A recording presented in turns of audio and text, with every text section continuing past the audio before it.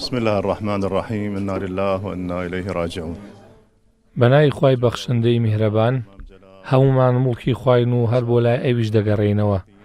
غیابی پیاوی یەکەمی عێراق مام جەلال خەسارەتێکی گەورەیە بۆ هەموو عێراقیەکان، هەروەها بۆ ناوچەکە پیاوێکی ناسرا و بەزیرەکی و ئازایەتی و حکمت و سینەفراوانی و پەرۆشی بۆ ناوچەکە، پیاوی ڕوبەڕووبوونەوەکان بە ڕووی سەدامدا بە ئازایەتی و جورئەت و بەبێ پێچ و پەنا، پیاوی پرۆژە گەورەکان کە بەشداری کرد لە بنیادنانی عێراقی نوێ بە ئامادەبوونی بەردەوامی لە گۆڕەپانەکەدا و هەبوونی پەیوەندی فراوانی و گرنگیدانی بە هەموو دۆسیەکان. یەکەم بەرگری کاری گەلی عێراق بوو بە شیعە و سوننە و کورد و هەموو پێکهاتەکانی ترەوە لە هەمووانەوە نزیک بوو، بە دڵنیاییەوە سەرۆکی هەموو عێراقیەکان بوو.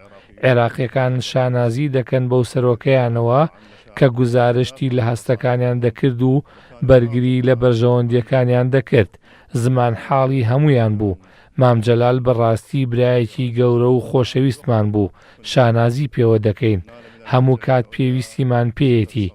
مەرجعی باڵا سیفەتی سەمامی ئەمانی پێبەخشی لە زۆربەی کێشەکاندا بەشداری دەکرد بۆ چارەسەرکردنیان.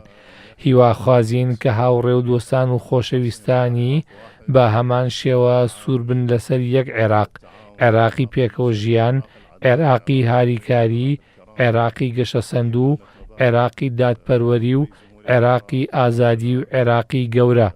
ئەوانە بنەماکانی سەرۆک کۆماری عێراق مام جەلال بوون، ڕابەری یەکێتی نیشتیمانی کوردستان و سەرکردەی گەورەی کورد کە بەڕاستی چووە نێو مێژووی عێراقەوە.